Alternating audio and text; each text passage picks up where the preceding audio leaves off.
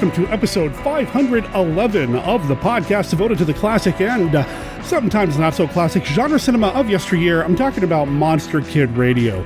I am your writer, host, producer, Derek M. Cook, and I'm excited about the show this week for a few different reasons. Number one, we are playing some music this week from a surf band from China. I don't think we've ever played music from China here on the show before.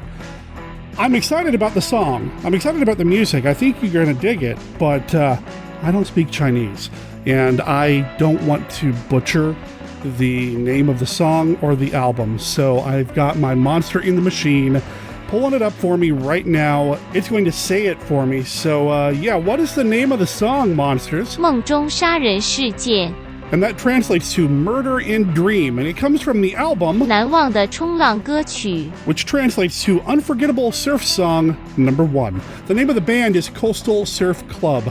You can find them on Bandcamp at coastalsurfclub.bandcamp.com. Now, I did speak to a member of the band by email last night, and unfortunately, the way things are working out in China right now, they're not able to access Bandcamp on their internet. So I don't know if any of the money they make off Bandcamp is going to get to them, but on the off chance that it does, check them out when you get a chance. Let them know that Monster Kid Radio sent you, and maybe even consider picking up the digital album for $3. There will be a link in the show notes, and you'll hear the song in its entirety at the end of this episode. So that's what I'm excited about, number one. Number two, we've got Kenny and we've got Mark waiting in the wings with their segments. We've got Kenny's look at Famous Monsters of Filmland with a little bit of a biography about William Castle, and Mark Matzke's got the Beta Capsule review. He's talking about an episode of Ultra Q that doesn't really have a giant monster thing going on. It's really interesting. So I think you're going to enjoy those.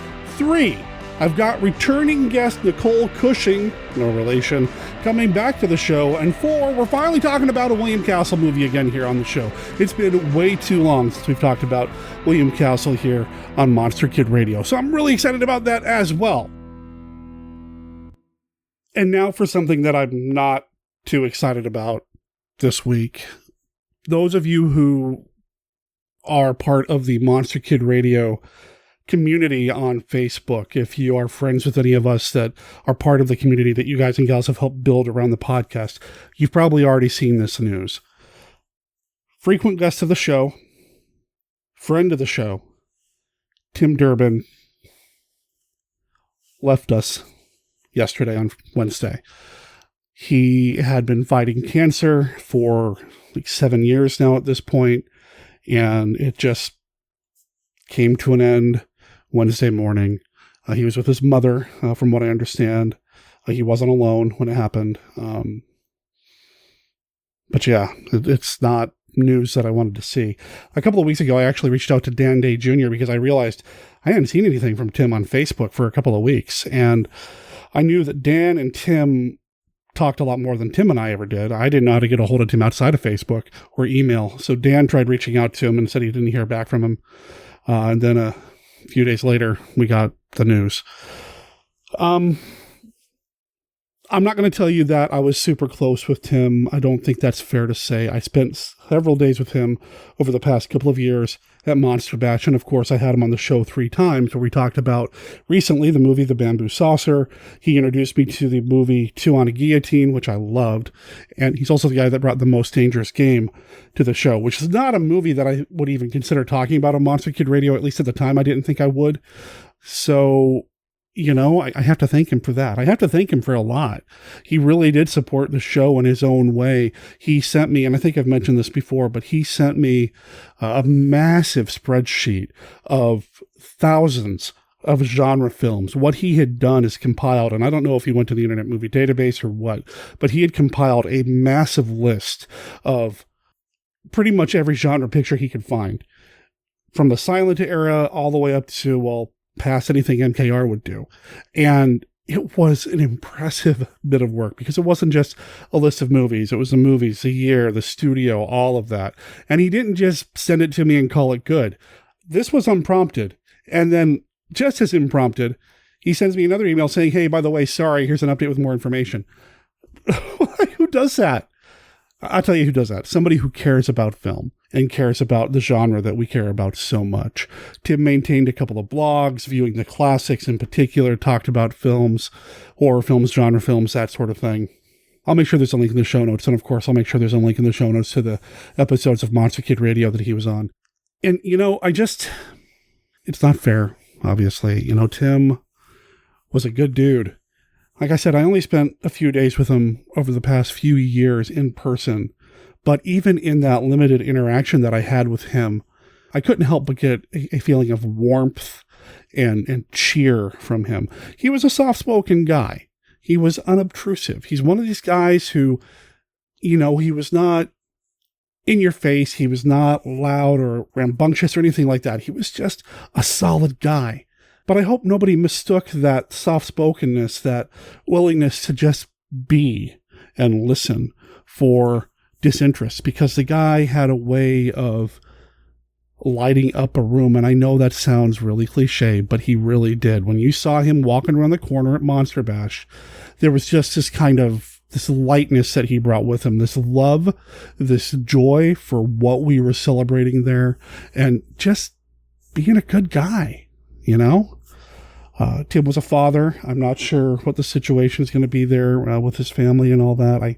I hope arrangements are being made, and if anybody knows of anything that Monster Kid Radio can help with in terms of making announcements or directing people to a GoFundMe or anything like that, please let me know, because I'd be happy to share it with everybody here, because Tim was one of us, man. He's one of our own, and we want to do whatever we can to,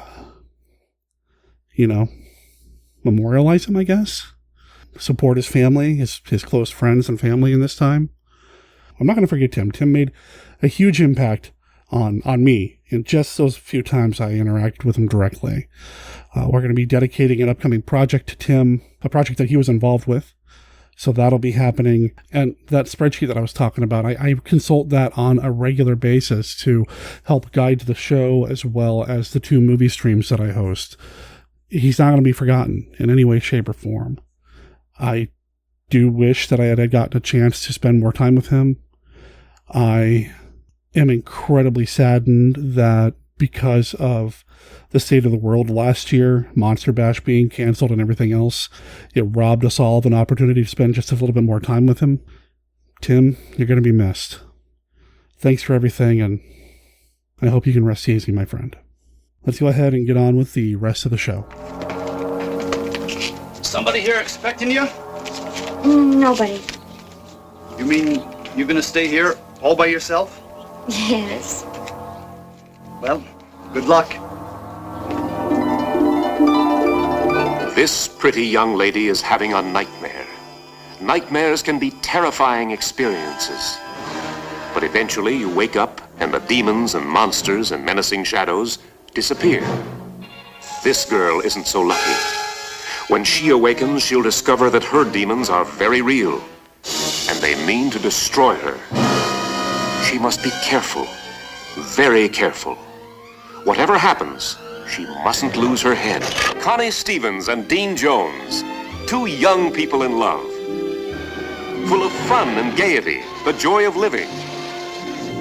But now she must return to the dark house. She must learn its ghastly secret.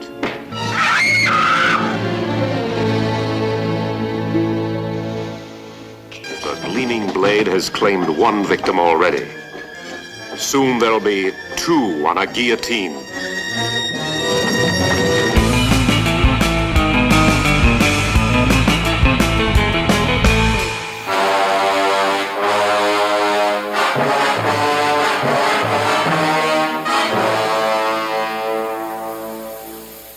Mr. Sardonicus. What makes his name strike terror? Sardonicus? Why were you frightened? Sir, you would not understand. You are young. You do not yet have daughters. Why does his wife live in abject fear? If you do not heal him, he will punish me. Surely wouldn't beat you. His cleverness knows a more hideous torture. What strange attraction did young women have for him? What secrets are hidden behind his doors?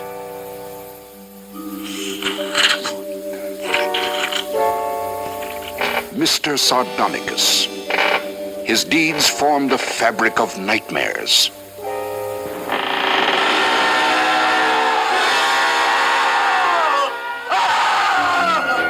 His face, the face of Sardonicus, can be described only in the eyes of its beholders.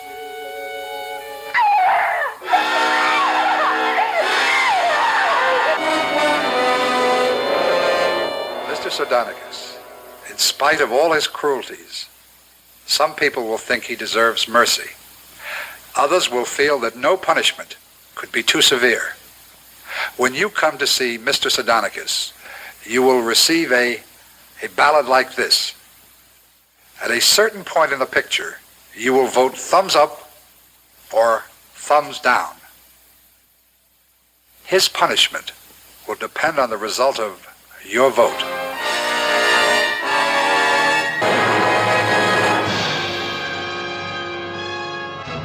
Why would your uncle want to kill me? If anything happens to us, and it looks like an accident, he gets his hands on $5 million. This is very serious, Barnaby. Where's the sergeant's gun? I don't know. I didn't take it. Your uncle's trying to kill you, right? Let's kill Uncle first.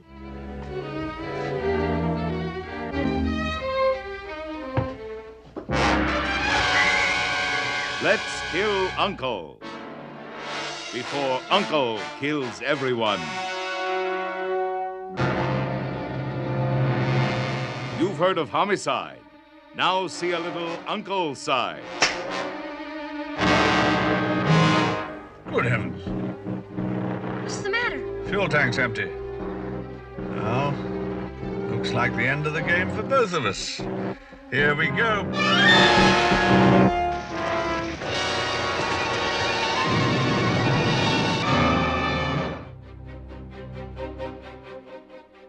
I am Dr. Lee Cushing.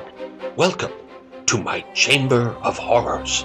Dr. Cushing's Chamber of Horrors is a serialized monster rally novel in the tradition of the classic Universal and Hammer horror films. It's written by Stephen D. Sullivan, the award-winning author of White Zombie, Daikaiju Attack, Manos: The Hands of Fate, and the original Chill role-playing game. My goal is to recreate the thrills of the Monster vs. Monster films that we all love. We'll have vampires, werewolves, mummies, psychic twins, and scheming madmen. And that's just in the first storyline.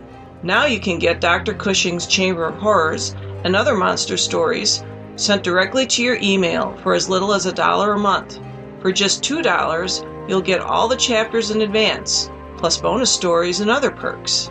Sign up now at CushingHorrors.com or visit sdsullivan.com for a Patreon link. I do hope you've enjoyed your visit. Please come again, and remember, the chamber is always waiting for its next victim.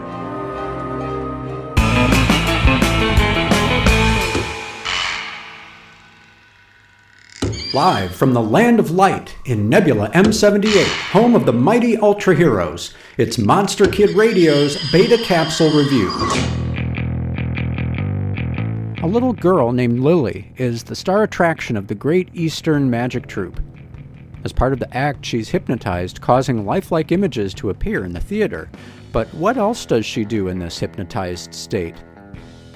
The answer is hinted at in the title of Ultra Q's 25th episode, The Devil Child, which aired for the first time on June 19, 1966. A series of random accidents during which unrelated objects go missing raises suspicions around town and in the newsroom. After taking in a performance of the Magic Troupe, June, Ippei, Yuriko, and Dr. Ichinotani begin to theorize about the division of the body and the soul, going so far as to experiment on Ippei. But the common denominator in the accidents seems to be little Lily.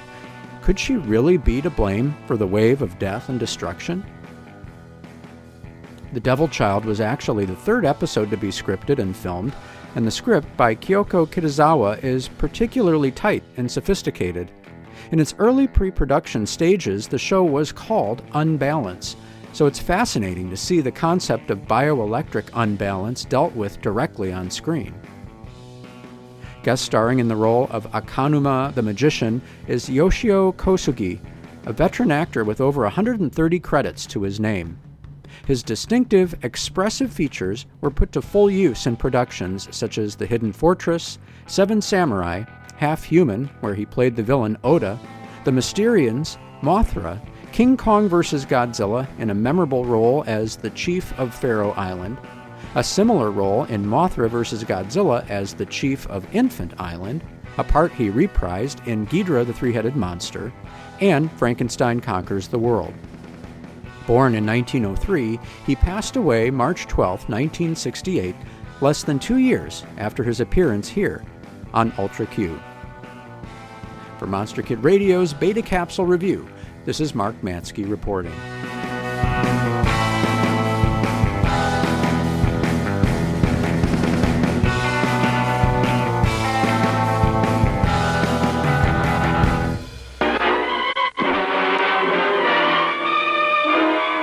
Human is the fantastic motion picture record of the search for the mountain creature of Asia, whose name has become a symbol of terror and mystery.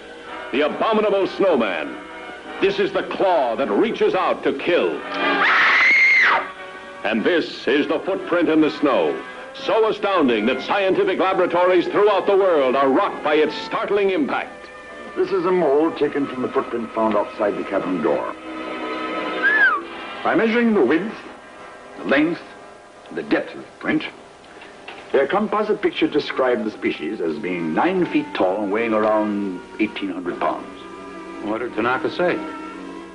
Well, he was convinced in his mind that the hair follicle was closer to that of man than to that of any other animal known to exist. Now you can follow the relentless pursuit of the half-human monster, whose earth-rocking fury broke the torturing bonds of his civilized tormentor.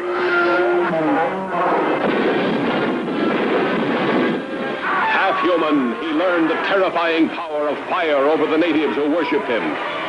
Half-human, he set off an avalanche of destruction against the invaders of his mountain kingdom.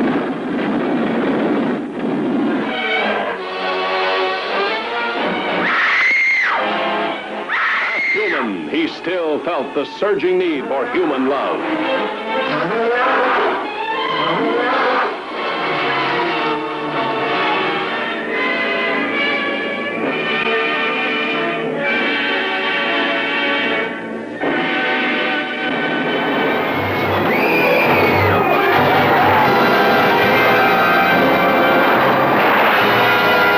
King Kong, invincible gorilla god of a jungle paradise, destroyer of cities.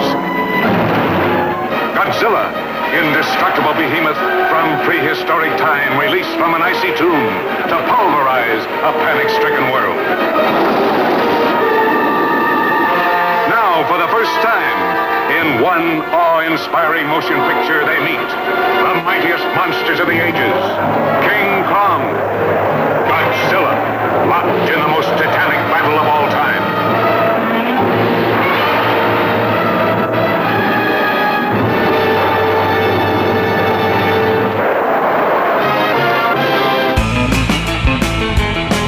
Hello there, Monster Kid Radioheads. This is Kenny with a look at Famous Monsters of Filmland. We saw highlights of an article on today's film, 13 Ghosts, when we examined FM 8 during MKR 441, October 17th of 2019. For today's segment, we are going to look at a bio that FM published in FM 33 from May of 1965 on the director of today's movie, William Castle. Let's look at some fun facts and highlights found in the 10-page, 13-photo article. Here's how he got his start in show business. At the ripe old age of 15, New York-born Bill decided to become an actor and promptly landed his first speaking role by representing himself as a nephew of Sam Goldwyn. He was given the part of a clam digger in an ill-fated play called Ebb Tide. Strangely enough, when stage fright struck him speechless and he stepped on a tack as he made his entrance, the resulting contortions were hailed by at least one critic as fine acting. And Variety reported, William Castle, as the simple-witted, stuttering clam digger, was the only mentionable actor. Castle continued working on the stage, but went behind the scenes as a stage manager and director. He also worked in radio. Columbia Pictures caught wind of him and offered him a contract and an opportunity to learn from greats like George Stevens and Charles Vidor. He worked on westerns and noir films for Columbia and Universal until 1955. At the close of his second Columbia contract in 1955, Bill formed his own production company, William Castle Productions, and launched a series of very macabre films, the first appropriately titled Macabre.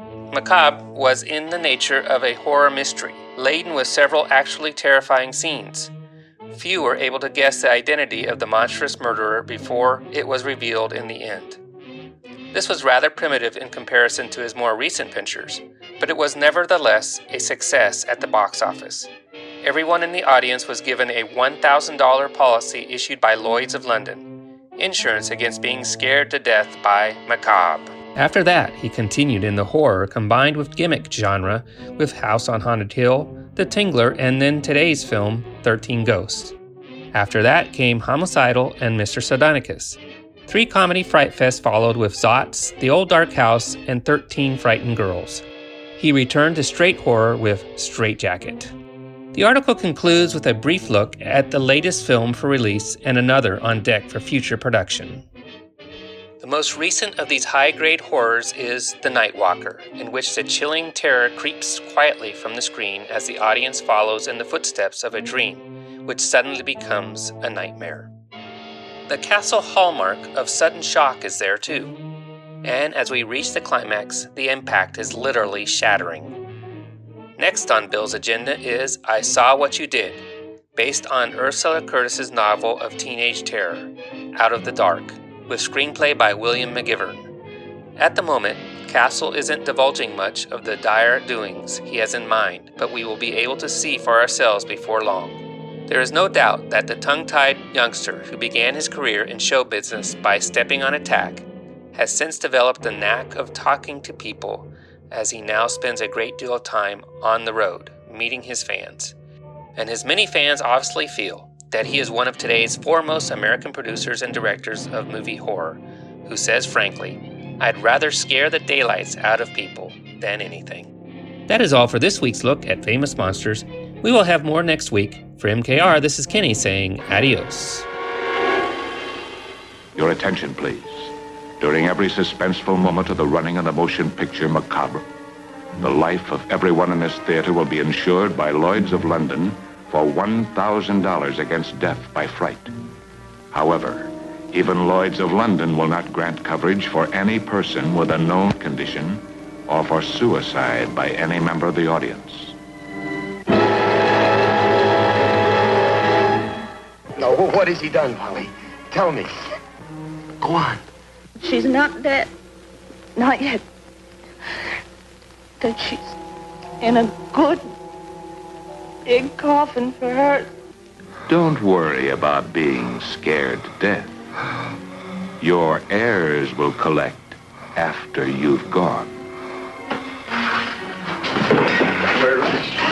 Where is she? I can hear her breathing. Where is she? Bring someone with you to see this motion picture.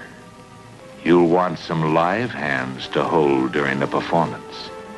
And you won't want to go home alone after it's finished, if you're able to go home.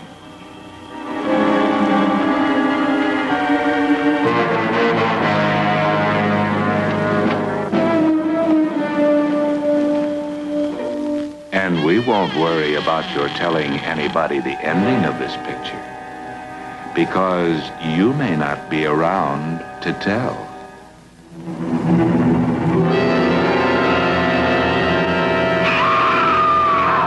These are the living members of its cast.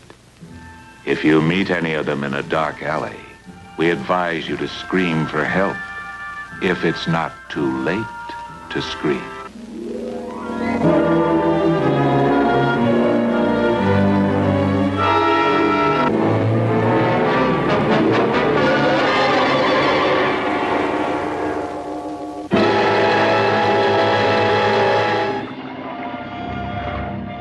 From the loneliness and simplicity of an isolated farm to the sophisticated elegance of a country estate, Straight Jacket mounts to a crescendo of electrifying suspense.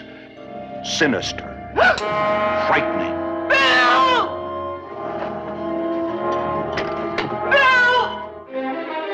Don't you go in that room!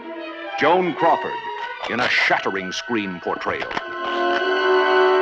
A frantic woman pressured by straitjacket tension. Leave me alone! You let go of me! Listen to me! Just call me Lucy. I wouldn't like my little girl to think I was trying to take her fellow away from her. Carol and Michael are going to be married! And nobody's gonna stop it! Ingeniously designed to shock and startle, Straitjacket may go beyond the limits of your ability to endure suspense. Mother! He's gone. Oh my God! The author of the famed novel Psycho, the director of the widely acclaimed chiller Homicidal, the co-star of Whatever Happened to Baby Jane, join forces to create a frightening classic of shock and suspense.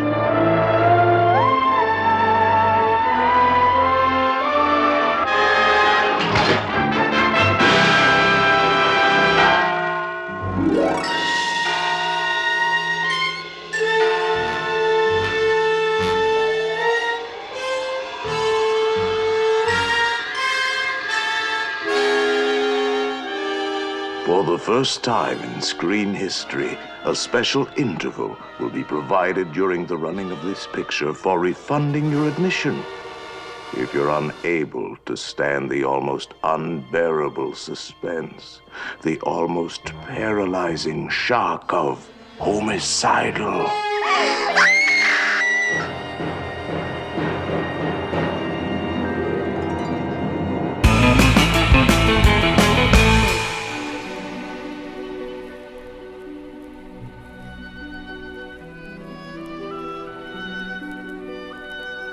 This is Count Vlad, but you may recognize me by my more familiar name, Count Dracula, and I'm here to offer you a friendly warning. Derek and his guests often get excited, and occasionally this results in revealing key plot points of the movies they're discussing. In your parlance, you might call these revelations spoilers. You know how the children of the night, monster kids, can get sometimes. So consider yourself warned, and don't come begging to me to kill them for their transgressions afterward. I have more pressing issues to take care of, like that pesky Van Helsing. It has been way too long since we've talked about William Castle here on the show. Heck, I don't even remember the last time we did. I know we have. But I know we haven't talked about this movie. We're talking about the movie 13 Ghosts with Bram Stoker award-winning author Nicole Cushing. No relation. How's it going, Nicole? It is going wonderful. It's a winter wonderland down here in southern Indiana, and a great time to put some blankets on, get under the covers, and take in a wonderful, spooky, fun William Castle movie. Well, see, for me, anytime's a good time for a fun William Castle movie. But I see what you're saying. Perfect snow day material. There you go. There you go. Yeah, 13 Ghosts. What a neat little movie. And, I know I've seen this movie before, but it has been so long, I forgot a lot of the details. So it was a real treat to watch it again last night. And, nighttime's the best time to watch a William Castle movie, winter or not. I had a really good time just kind of rediscovering it and reacquainting myself with it. What a fun film. I'm so glad you reached out to me to want to talk about this movie. Yeah, in a similar vein, I think I saw this movie first, actually, like in either the late 90s or early 2000s. I was, at the time, dating a guy who had fond memories of watching the film when he was a child.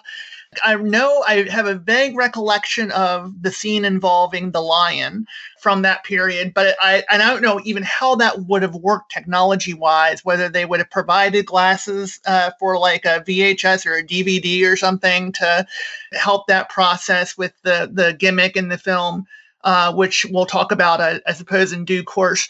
But I have a vague recollection of it then. And then recently at the bookstore where I work, there was a Mill Creek Blu-ray collection of William Castle Blu-rays that came in, and I, of course, had to snag it. And I have watched 13 Ghosts and watched it, I guess, twice in the last maybe month or two, most recently, just to reacquaint myself with it. And yeah, there are aspects of the film that I don't remember from before. I think the thing that sticks with most people is the visual of the ghosts, but there's a lot more going on in terms of the family dynamics, in terms of some of the human wrongdoers who appear in the film, in addition to the supernatural aspects of the film as well. It's an interesting mix, and I had forgotten the ease with which the characters just kind of accept, yep, there's ghosts. There's just no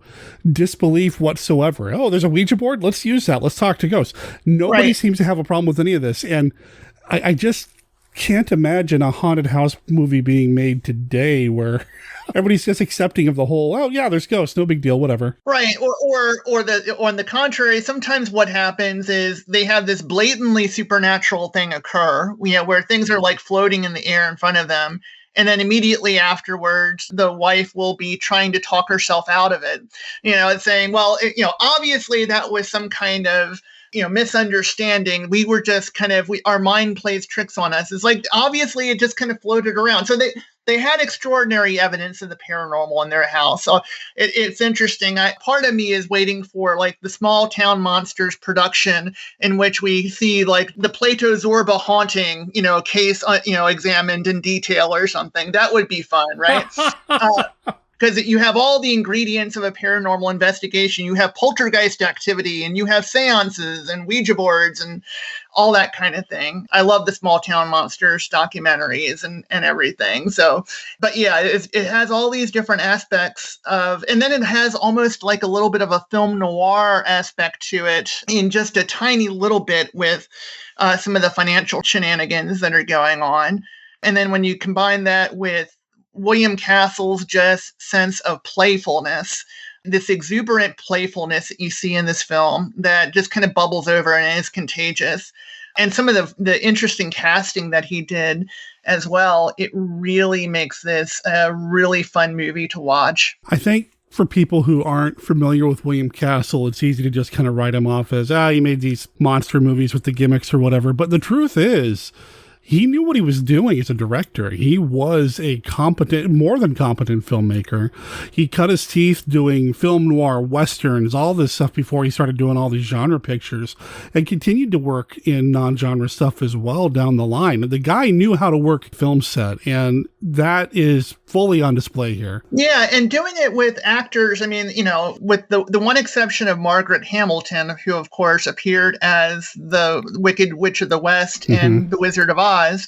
You have her, and she has kind of like, I guess, and at least to our generation, has like a name and a presence and some notoriety. Most of the actors were folks who ended up doing, I think, for the most part, journeyman work in television up through like the 70s.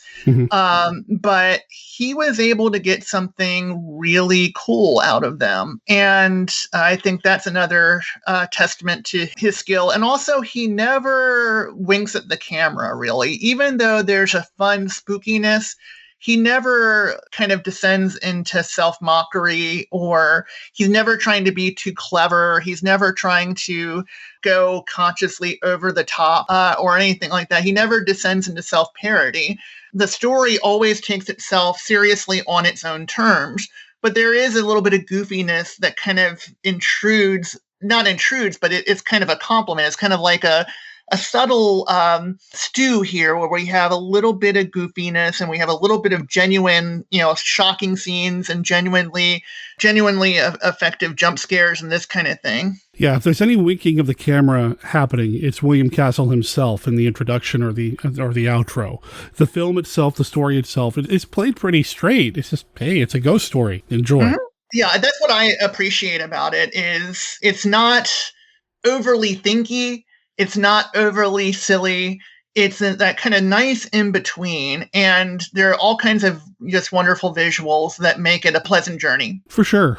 And I think you're right. As soon as you see Margaret Hamilton, you're like, oh yeah, it's the witch. You know, I mean, that's what we know her as, right? And they even kind of play on that a little bit by calling her a witch in the movie or whatever. That's probably the only kind of sly, like, see, we got a witch kind of moment in the whole thing, and even that's played pretty straight.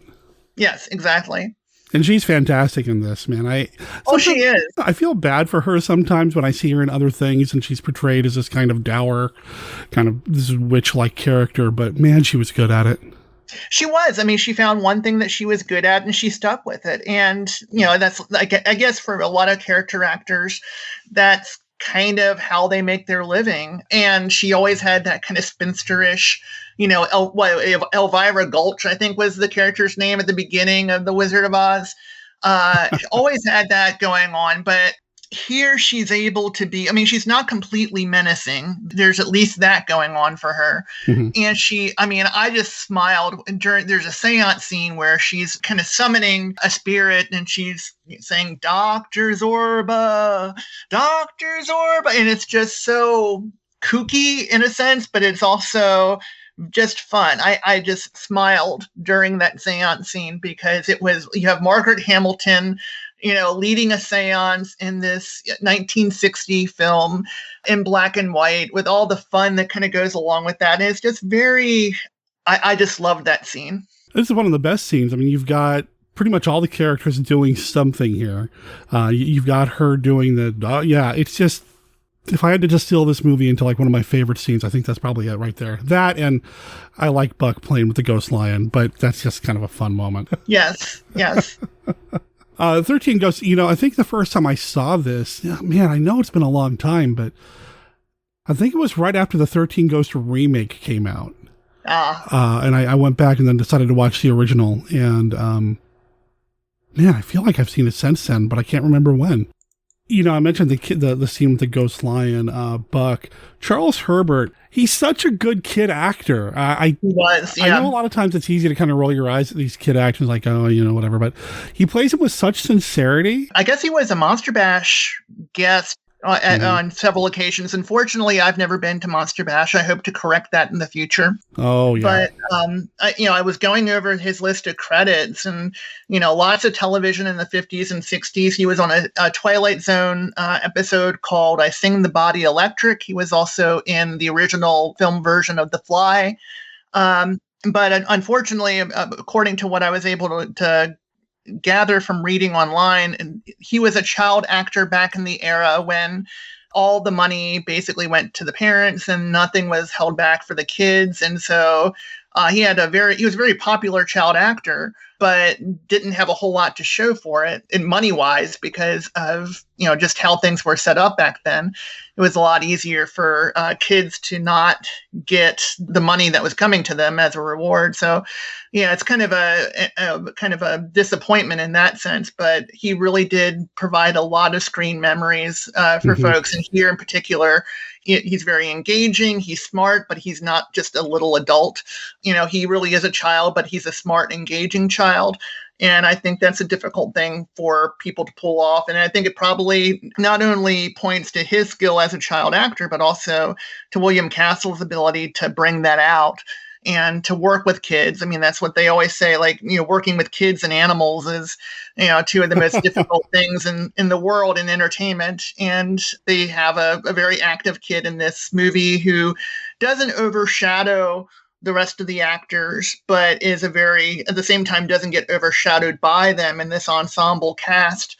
And that really takes some doing, I think. Yeah. And the one person that kind of treats him as a lesser or kind of talks down to him gets his at the end of the movie. So exactly, you know, he gets to hold his own. I did get a chance to meet him once at a Monster Bash. I only met him the one time, but he was a Monster Bash regular. And I think I've told this story here on the show before. My very first Monster Bash, I was having breakfast one day, and I was up before anybody else because I was just so excited to be there. I was having breakfast and just kind of picking over some eggs or whatever. And there was this gentleman and this woman at this other table kind of having their conversation, and she stopped and looked at me and told me I looked familiar to her. And I no idea how she would have known who I was or whatever. But they introduced themselves, and it was him, and Beverly Washburn was the other person. So, you know, had a brief little conversation over breakfast with Charles Herbert and Beverly Washburn because she misremembered me from somewhere else. And they were both really cool. He was such a nice guy, so engaging with all the fans, you know, willing to talk to anybody who was wanting to talk to him. I really wish I had a chance to spend more time with him because he was a really nice guy. But yeah, it was just really cool. The way he's treated in the movie, you know, he's their son, and you can see his parents. I mean, they do tell him to go to bed and, you know, whatever, but they don't talk down to him. Like I said, he's a fully developed character, just like everybody else. Exactly. And I think part of that has to do with Castle. Sure. Again, he's more than just a gimmick director. He knew what he was doing. Mm-hmm. But the rest of the cast is solid too. I really enjoyed watching that family dynamic, partly because they all took the paranormal at face value, which, I mean, that's the kind of family I would have loved to have grown up in. Yeah, totally. Yeah. I also like how easily they respond to being foreclosed on at the beginning of the movie. I mean, it's the most, you know, like easygoing foreclosure ever, you know, and like the movers are coming in and everything. And it's just kind of like, you know, I would be a lot more upset about this. And the dad works every day, you know, but apparently working at a museum in LA back in 1960 didn't pay a whole lot because despite the fact that he works and everything, he can't afford to keep a roof over their head. So, yeah, but it was, you know, the most lighthearted eviction that I think I've ever seen on film. But of course, you need to set up the eviction in order to set up their need for a house. And that's kind of what happens. But I do find it interesting how in a lot of William Castle's movies, there's this tie between money and trouble. In Mr. Sardonicus, there's the lottery ticket that's in the one character's pocket when he's buried, and they have to dig him up to retrieve it. And then in The House on Haunted Hill, you have this other kind of thing where people are having to brave this thing for money. I like that this is not kind of like the Gothic horror world where Dracula, money is no option for him, right? He's a count, he's wealthy, etc. In William Castle's world, characters need money. That's kind of like the carrot that kind of takes them down path to an encounter with the supernatural or an encounter with just deceit or kind of like this more film noir sort of elements where there's trickery involved or something along those lines. And it just kind of runs throughout a lot of his films. And I'm just curious about that because my understanding is that Castle did not grow up with a lot of money. So I wonder if that reflects some of his own ambivalence about money or, you know, kind of reflection of his own financial troubles when he was growing up. You know, I've got his biography here, Step Right Up. I'm going to scare the pants off America. It's his autobiography. But I still haven't read it. It's on my to-be-read pile. It's been there forever. I need to get into it because I'd like to learn more about his background and his growing up because that's also the impression I get. And that's kind of where that approach comes from. Yeah, if I recall correctly, I think he was orphaned when he was a kid and like left school early to work in show business, like at the, you know, bottom rungs of show business, like maybe when he was 15 years old. And yeah, I mean, this is somebody who on the one hand was kind of forced into looking at money and financial matters at a relatively young age. But on the other hand, was not simply making movies just to make money. He was also having a lot of fun. I think, you know, money was obviously part of what he was after, but there are lots of ways to promote a movie. And not all of them involve, you know, buzzers under seats or whatever, or, you know, these kind of fun glasses or whatever. There's, I think, he's reveling in the goofy kind of carnival nature of it all. And so there's an honest love in addition to a, you know, kind of an obvious commercial motive. He knew what he was doing. I guess that was back to what I was saying earlier. He knew what he was doing. He wasn't just a gimmick guy. He worked the gimmick into making movies that were entertaining and fun. And, you know, I didn't have a ghost viewer watching it last night, but I still had a blast watching it. I would have loved to have had a ghost viewer while I was watching it just to get that little extra oomph. I think the last time I went to the Lovecraft Film Festival, they showed The Tingler. And no, I didn't get a chance to sit in one of the seats that was rigged with the buzzer because they had some of the buzzers set out, but I still had a good time watching it anyway. You know, exactly. You know, it's he was good at both and in balancing it all together. So in the version that you watched, did they have the ghosts in there, or was it completely absent of visuals of the ghosts? I was able to see it because they did go to the blue and then you'd see the red. Okay, right. Yeah. Okay. So I was able to see it. That's what I had as well. Yeah. And that's another kind of technical part of this that I find fascinating is, you have this film that incorporates scenes that are in color with scenes that are in black and white. And you have Margaret Hamilton in the mix. And of course, she was in The Wizard of Oz. So I think Margaret Hamilton, it has to be one of the few actresses who have ever appeared in multiple films that work with both color and black and white within them. Good point. Something I hadn't thought about. Good point. I just found that to be kind of fun. And I don't know whether that was intentional or whether it was just a coincidence, but it is kind of cool that was the case. And I can't think of too many films that shot both in color and black and white. And so I don't know whether she's the only actress who ever appeared in two films that used both color and black and white, but it is kind of an intriguing trivia thing. That's something I hadn't thought about. I'm trying to think of all the other things I've seen her in, and it's not. I'm not overly familiar with her filmography, but I think you're right. Yeah. The version that I have with it going to the bluish coloring, as William Castle puts it, bluish. Right. You would go to that, then you'd see the red superimposed, which I thought was a clever way to kind of give the audience a heads up for the one quote unquote ghost that shows up when everything doesn't turn all blue. Oh yeah, totally. I mean, if you're paying close attention. Yeah. I thought that was a neat little way to kind of communicate that as well. And thank you so much, Nicole. You just sent me a message. I almost forgot. Let's do this. Okay, so Nicole just sent me a message on Skype while we're talking here, and I needed a reminder because I was so eager to dive right into this. The Classic Five. We got to play around to the Classic Five. The Classic Five! Thank you so much for reminding me. Let me give the cards a good shuffle here. The Classic Five. It's a game that we play here on every episode of Monster Kid Radio when I remember or I'm reminded. We're going to do 5 cards. Each card has a this or that, which movie do you prefer style question on them. There are no wrong answers. It's just a way to get Monster Kids talking. Not that Nicole and I are going to have a hard time coming up with something to talk about, but, it's just a fun way to kind of talk some more about our favorite topic here on the show, classic monster movies. Are you ready to play a round of the Classic Five, Nicole? I am itching to play the Classic Five. Thank you for reminding me. Thank you so much. Yeah. All right. Card number 1, right off Hammer Films or Universal? Oh. Yeah, I just right off the top there, just give me a doozy. Oh boy. Hey, you asked for it. Yeah, I did. In fairness, I'm going to go with Universal simply because I have fallen back in love with them after watching a lot of them on Svengoolie. And if you had given me this question probably 20 years ago, I would have said Hammer. But because I was, as a kid, mostly exposed to Hammer films and not so much to Universal, because they were playing a lot on the, kind of like the horror movie shows that were on Saturday afternoons. But I've really come to appreciate the Universal films when I've watched them on Svengoolie.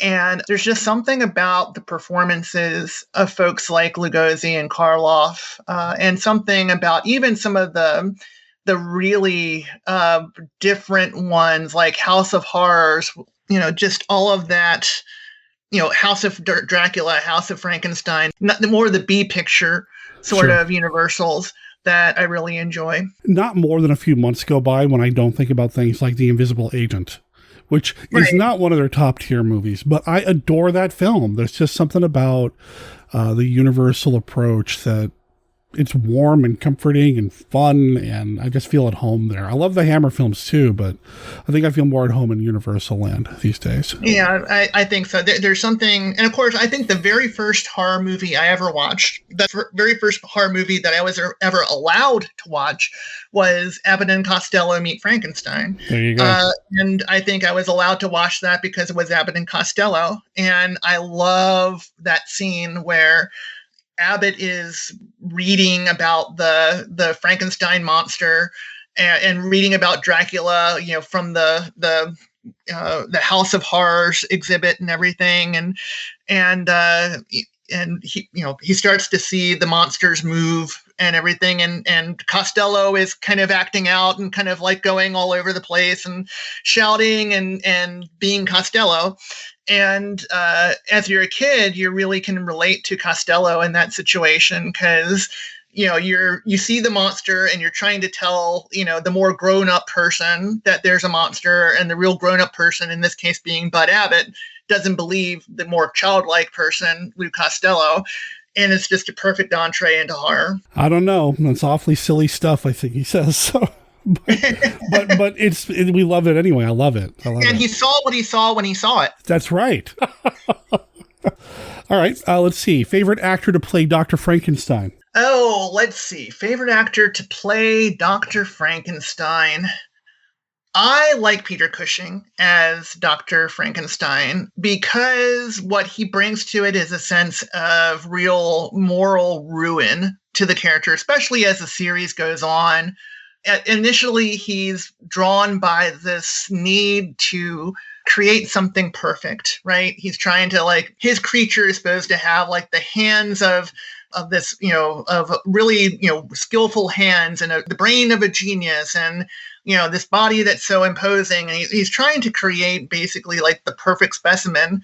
And of course, in the Hammer Frankenstein, there's that line from his kind of colleague in the creation where that colleague is mocking Peter Cushing, saying, look at your creation, look at what you've done. Doesn't he look so perfect? This kind of thing. And I think from there on, you see just throughout the Hammer films, going down all the way to Frankenstein and the Monster from Hell, you see this kind of Dr. Frankenstein gets more and more kind of decadent and decrepit and insane. And I like that gradual destruction of his character. You can never go wrong with Peter Cushing. I'm not going to. No, you can't. I'm often asked whether I'm related to him, and unfortunately, I can't say that I am. But gosh darn it, he was just on and off screen such a magnificent person, from what I understand. Oh yeah, I would have loved an opportunity to have met him. There's one person that I wish I had run into at some point, just because I just imagined him being as charming as he was on screen.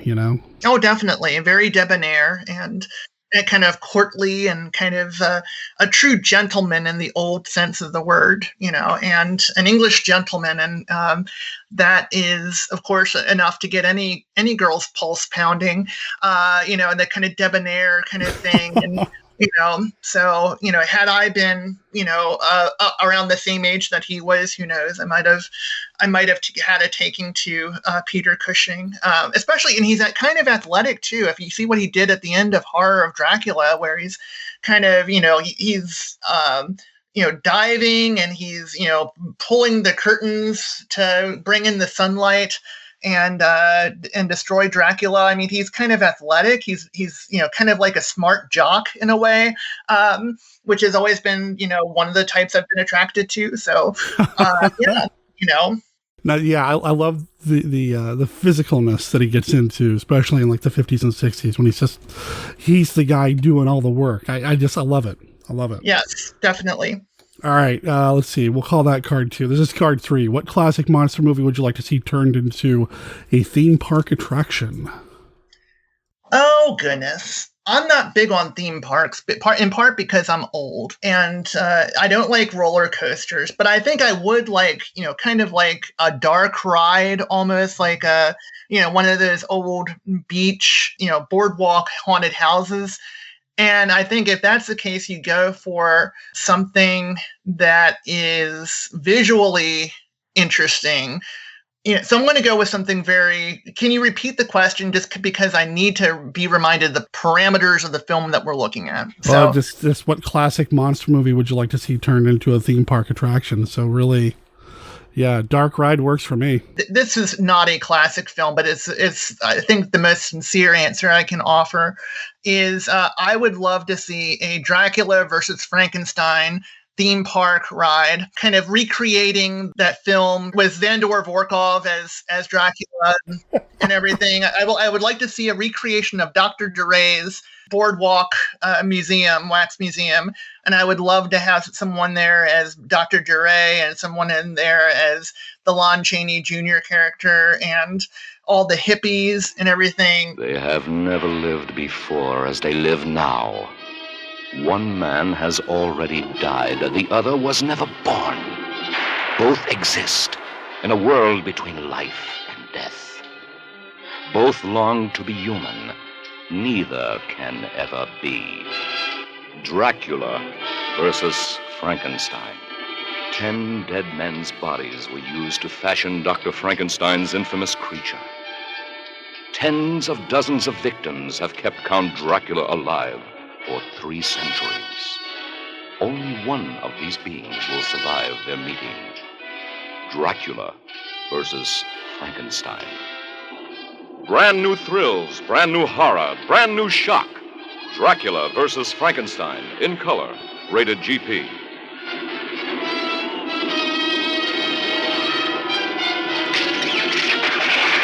Such a theme park ride would never be made because the core audience would be me. And, you can't make a theme park ride for an audience of one, but can you imagine? I mean, I would dig you'd have the hippies and you'd have like the original set from the original Frankenstein as part of it because that was made in the laboratory, and you'd have like a Forrest J. Ackerman impersonator, involved in it maybe, and you'd have a J. Carroll Nash impersonator and kind of an old version of Lon Chaney Jr. impersonator, and you'd have the Zandor Vorkov impersonator with like the really bad Dracula makeup. So I can't think of anything more fun. I would love to go to the ocean and hang out at a place like that. You say you'd be the core audience. That's one of my absolute favorite movies, and I don't care who knows it. I'd be there. There you go. I'd make a trip out of it. We just have to convince somebody to put up the money to do it.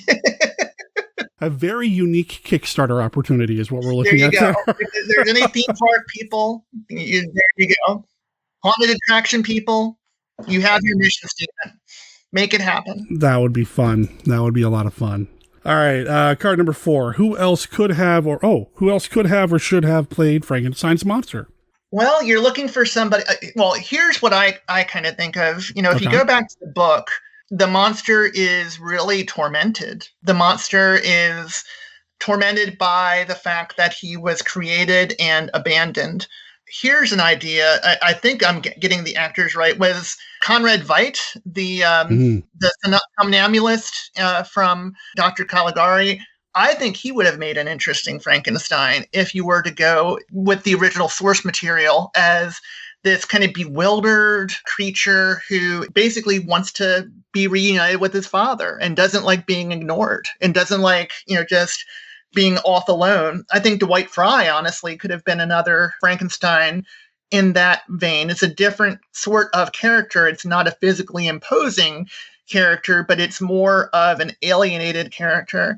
And I would have loved to have seen something like that. Conrad Veidt's an actor that I don't know enough about, but every time I see him in something, I'm blown away by him because he's just so good.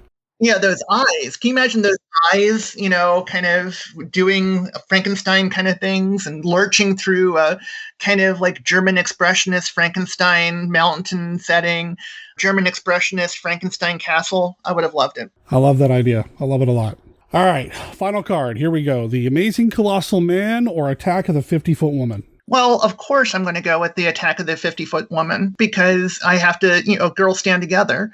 And and I am very tall, so I always appreciate when there's a woman who's taller than me. And 50 feet is taller than 6 feet, so there you go.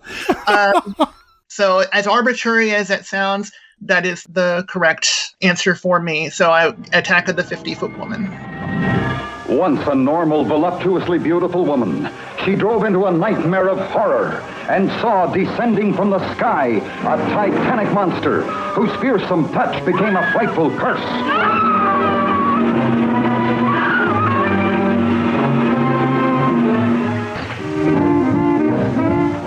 What she saw was beyond belief until others, too, faced its hideous, uncontrollable menace.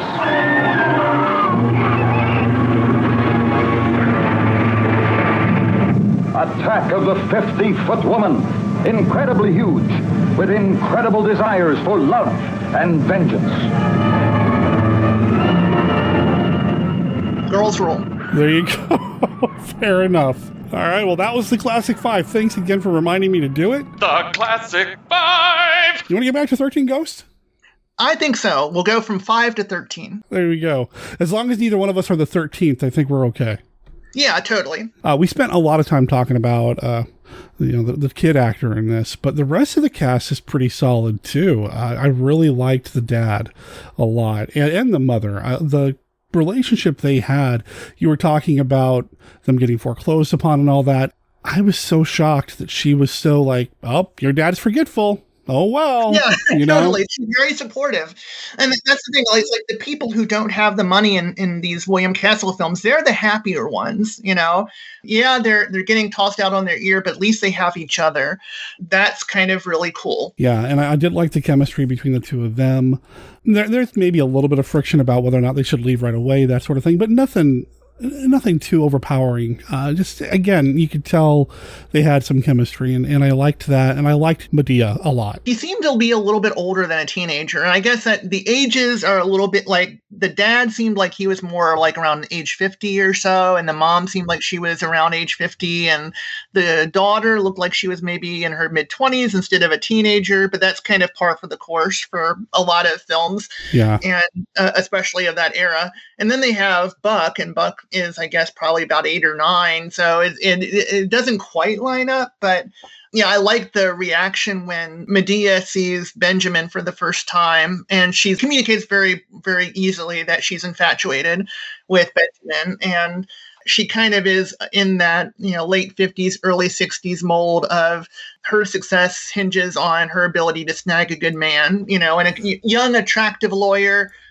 She's definitely has taken the bait, and she's interested in him. And I like Benjamin too. He was played by an actor named Martin Milner, and who later appeared on Adam 12 and Rowan and Martin's Laugh-In. It was among his credits. I'm not really sure where that would have been. Apparently, he was also on a Twilight Zone episode called Mirror Image. Huh. And he made an appearance or two on Fantasy Island in the 70s. I like him because he is, on the one hand, very likable at the start. And as things change, his character changes along with them.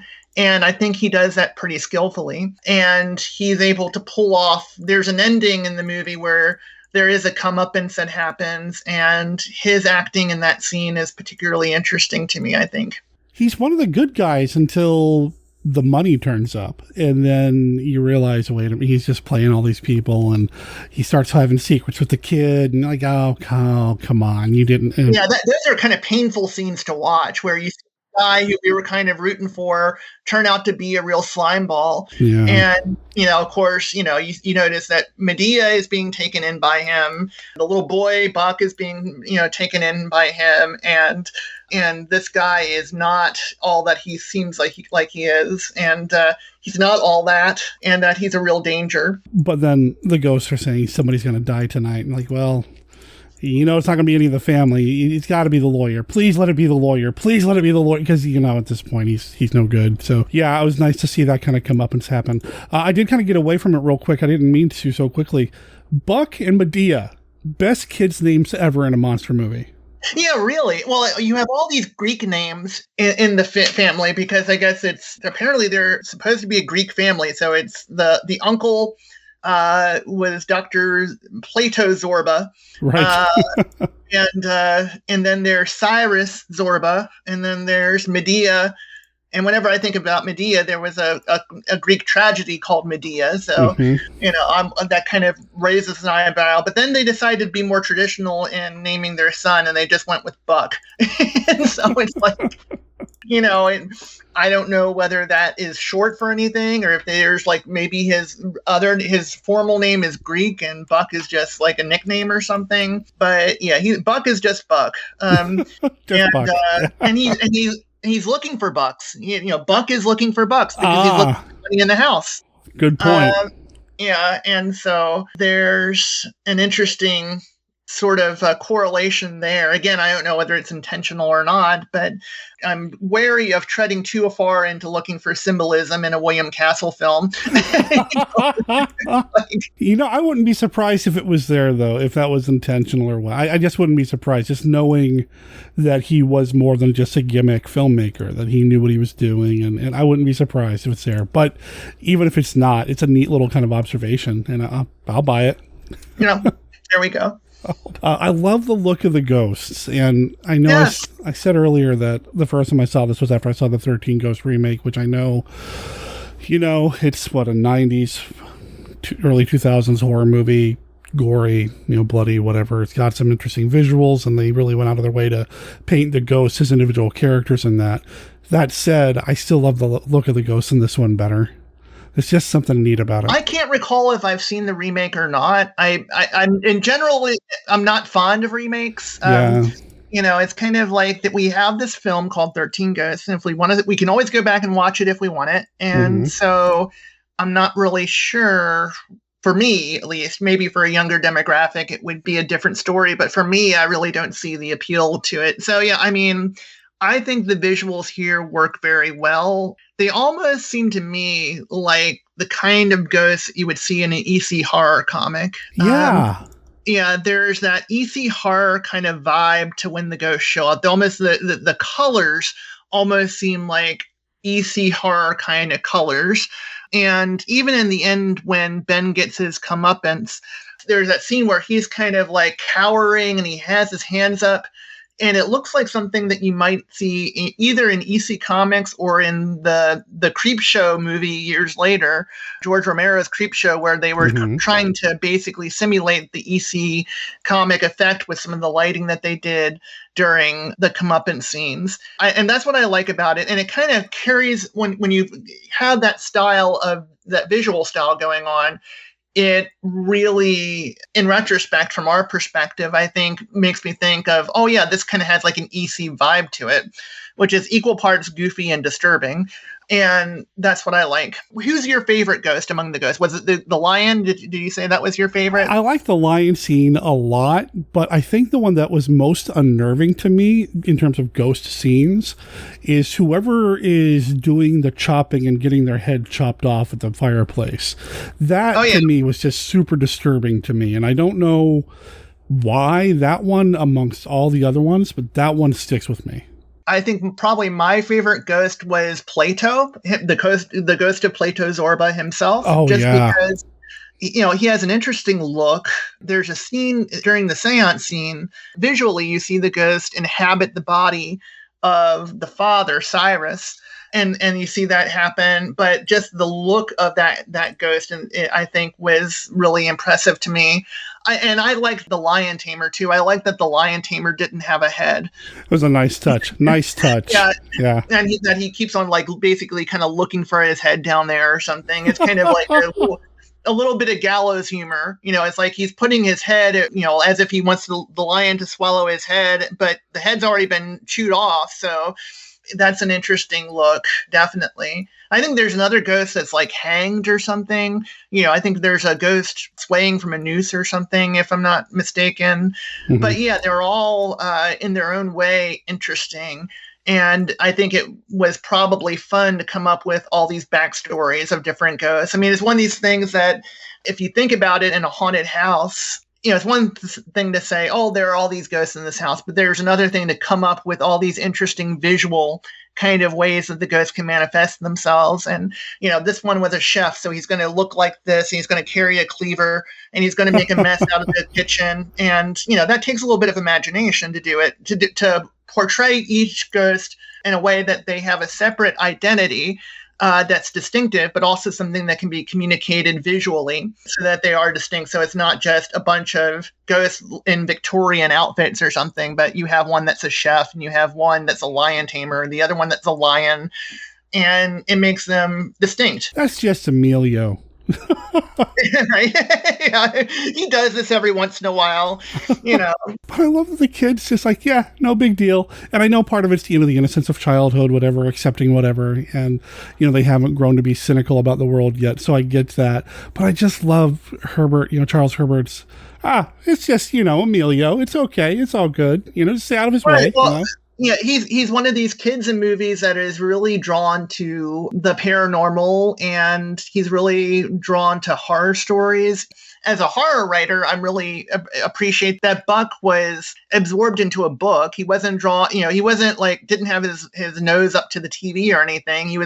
Buck was of a generation where kids actually like read, and and he was reading a book of horror stories, and they couldn't pull him away from it. I was kind of wondering, like, I wonder what stories he's reading in that anthology. Is he reading like Lovecraft or something? Is he reading Poe? You know, that's kind of where my imagination goes, into the stories that Buck is reading that he can't get his eyes away from. Yeah, his openness to the paranormal is not that different, I suppose, from the openness that kids in real life supposedly have towards the paranormal. You know, just that openness, but also the way he plays it as a easygoing kind of way, and it just seems natural with the actor's performance. First of all, yes, I also wanted to know what stories was in that book. Second of all, I guess I have 3 points. Second of all, he couldn't have watched TV if they wanted to, because the movers probably moved that out too. And, that's true. But third, mostly though, he's us. We're the monster kids. We're the ones that want to see the ghosts. You know, yeah, we're the ones that want to read the horror stories and immerse ourselves in the scary, spooky stuff, you know. He's the entry point for us monster kids for this movie, I feel like. Definitely. That's an excellent observation. I couldn't say it any better. But it goes beyond him, too. I mean, even the father's boss at the museum, oh, yeah, he used to collect ghosts, and I guess there's money in the house, too. Nothing surprises anybody here. Right. No one's like, there is no skeptic involved. And it's, you know, I think at one point he's like, oh, yeah, these were real ghosts.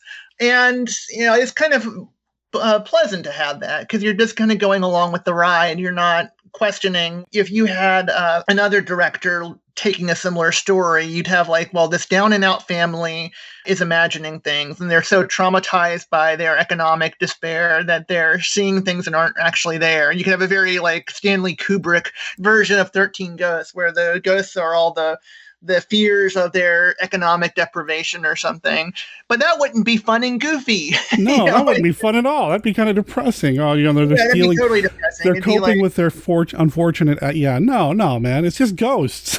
They're ghosts, yeah, and they're ghosts that you can see through this goofy kind of set of glasses that when a fly lands on the glasses, the fly is zapped because the glasses have some kind of electrical energy. Now, but they don't zap the person who wears them, apparently. It only will zap an insect. So the glasses that you can see the ghosts with also double as a fly zapper, which is kind of cool. You know, great for picnics. So it goes with you.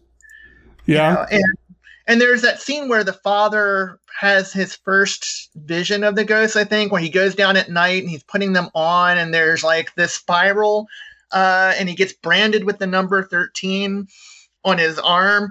He just looks so, you know, kind of confused, and it almost looks like he's having a drug experience or something. I mean, he looks really kind of like he's going somewhere else. That scene always kind of is interesting to me. It's kind of surreal, and we don't think of William Castle as being a surrealist by any, you know, stretch of the imagination.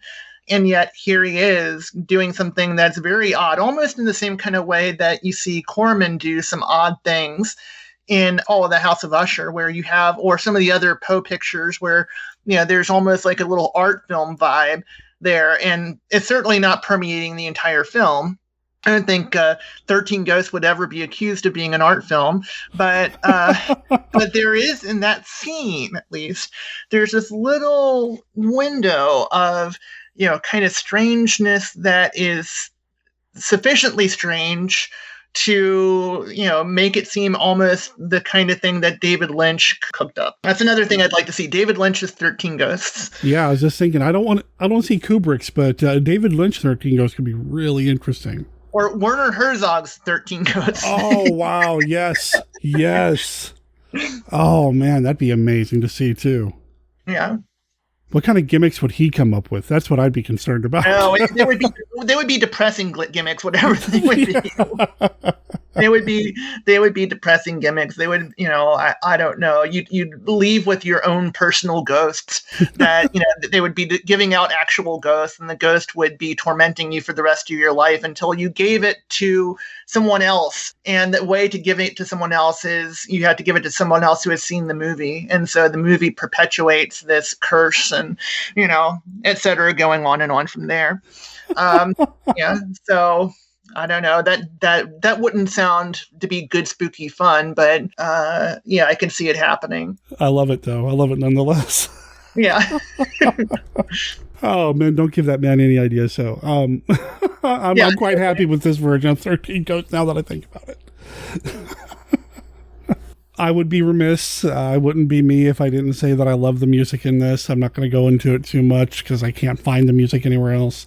This was Von Dexter as the composer, and he did a number of William Castle productions. I wish the music existed as a standalone soundtrack because I'd be listening to it all the time. It just kind of adds to the whole thing for me. Just from the very first frame of the film, when you have like the opening music and the visuals at the beginning, you just know you're in for a good time. Yeah. That's the thing I would say about this film for folks who are interested in maybe checking it out is if you're looking for a pleasant distraction from everything that has gone downhill for the last 2 years, it's like, if you're looking for a pleasant distraction from our COVID and all the other troubles that we've had, this is just a really fun, pleasant, spooky distraction that you're going to have fun with. And you don't have to think about COVID or politics or anything. It's just good old-fashioned carnival horror sort of feel to it. I mean, it's not set in a carnival, but I mean, it has that sense of 13 Ghosts makes me feel the same way that I feel when I go to the Georgetown Drive-In for their creepy cruise-in, most years.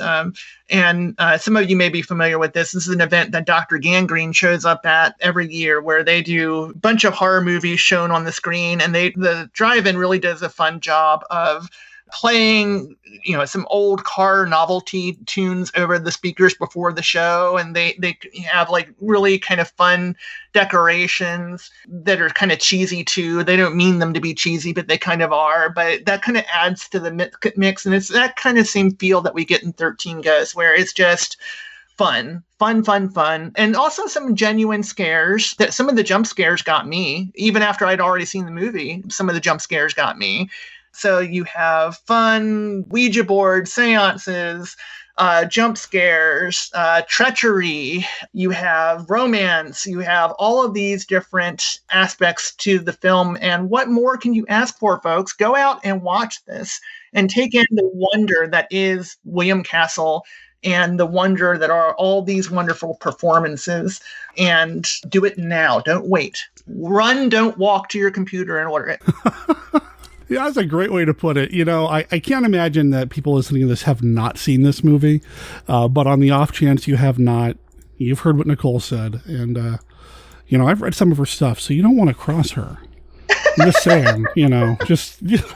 I'm so loving and everything. I'm so fun loving and whatever, but get me behind the keyboard and get me to writing a horror story. And yeah, things get pretty darn disturbing. So I'm just saying, Yeah, but personally, I wouldn't hurt a fly. But those goggles might. So, Yes. This movie, it's a real treat, and a real treat to revisit this movie after so long, and to have you back on the show. It's been a long time, so I'm really glad that you reached out to me about doing this movie again. And yeah, this was just a lot of fun to revisit and to reconnect with you and to chat with you a little bit more too. So this was awesome. I'm grateful to be back, and we'll have to do it again sometime in the future. Oh, please. You got anything coming up book-wise or anything the listeners can keep an eye out for? Well, right now, the main thing I'm doing is focusing on Patreon. Okay. So as far as what's available right now, I do writing classes on Patreon. So if you go to patreon.com/Nicole Cushing, and that is spelled NicoleCushing.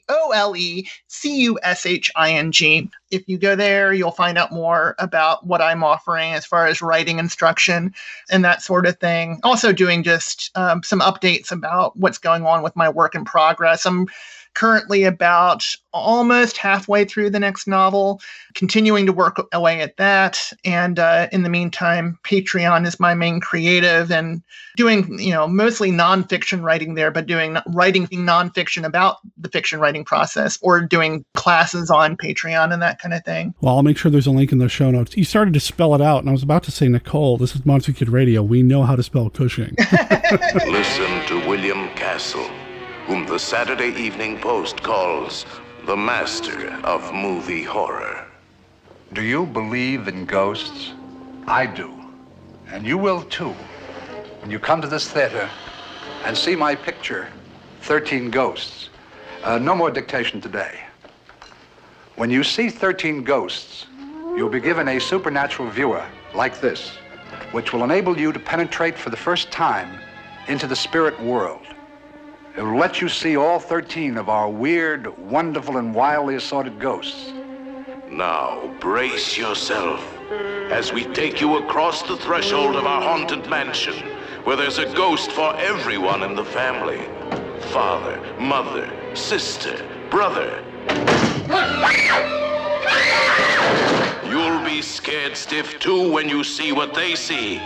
13 ghosts, materializing in ectoplasmic color through the magic of Illusiono, the Ghost Viewer. Ah! The ghost of a lion in the basement. The ghost of a murderous cook in the kitchen. Stop it! Stop it, I say! The ghost who speaks through the lips of the living. Death tonight.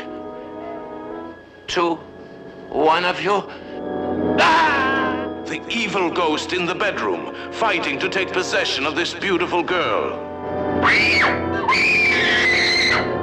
You'll feel all the thrills and chills of seeing one ghost multiplied by the magic number 13.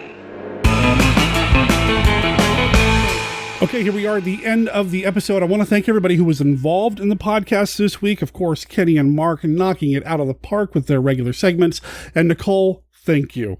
Thank you for reminding me to play the Classic 5 with you halfway through our conversation. But thanks for wanting to talk about a William Castle film. Like I told you during the recording, like I said here on the show, I have not read the autobiography that I have of his, but I know I need to. And now I really want to. I'm going to move it up further on my to-read list. The name of that book is Step Right Up. I'm going to scare the pants off America. You can pick it up on paperback. I'm going to make sure there's a link in the show notes. You can pick it up if you go through the Amazon link. You're helping us out a little bit because we're an Amazon affiliate. And tell you what, you want to read some of Nicole's books too. So I will have some of the books of Nicole Cushing also available as Amazon affiliate links to check those out as well. And of course, 13 Ghosts on disc. That'll be in the show notes as well. And it looks like there's an upcoming Blu-ray release from Indicator coming out as well. You can pre-order right now. Where are these show notes? Well, you can find them on the website over at monsterkidradio.net, where you're going to find links to everything that we've talked about here on the show. You're going to find our contact information, which is, hey, Monsters in the Machine. Let them know how to get a hold of us. You can call and leave a voicemail for Monster Kid Radio at 503-810-5MKR. That's 503-810-5657. Or you can send an email to the podcast. monsterkidradio@gmail.com is the email address. That's monsterkidradio@gmail.com. Thank you very much for that. You can also find links to our Facebook page, our Facebook group, our Twitter, our Discord, and everything else that we've got going on. Plus, I'm going to put a note in the show notes to let you know what we're talking about next week. But, you know, as much as I want you to go to the show notes, I'm just going to tell you now. Next week, Troy Howarth is going to be on the show. He's coming back, and we're going to be talking about a movie from the 1970s. Horror Express. For 2 million years in these subterranean caves, a creature of superhuman evil was entombed in a wall of ice, waiting to be free, waiting to live again.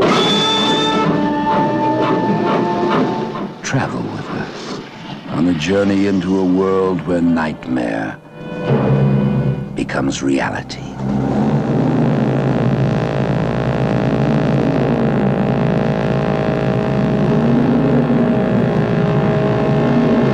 Are you telling me that an ape that lived 2 million years ago got onto that crate, killed the baggage man and put him in there? Yes, I am. It's alive. It must be. Travel with us, if you dare, on the Horror Express.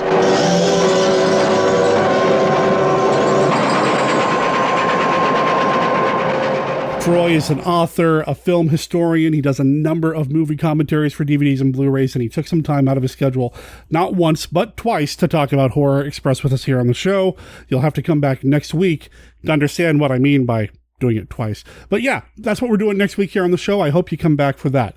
If you want to watch some movies with us and a number of the other Monster Kid Radio irregulars, you can do that on Saturday, starting at 11 a.m. Pacific at twitch.tv/Monster Kid Radio. We're going to start the pre-show then, and then noon the movies are going to start. We're doing nothing but anthology films this Saturday for a good 7-8 hours. We're going to be showing From Parts Unknown. This is a movie that just came out last year. It had its premiere at a drive-in.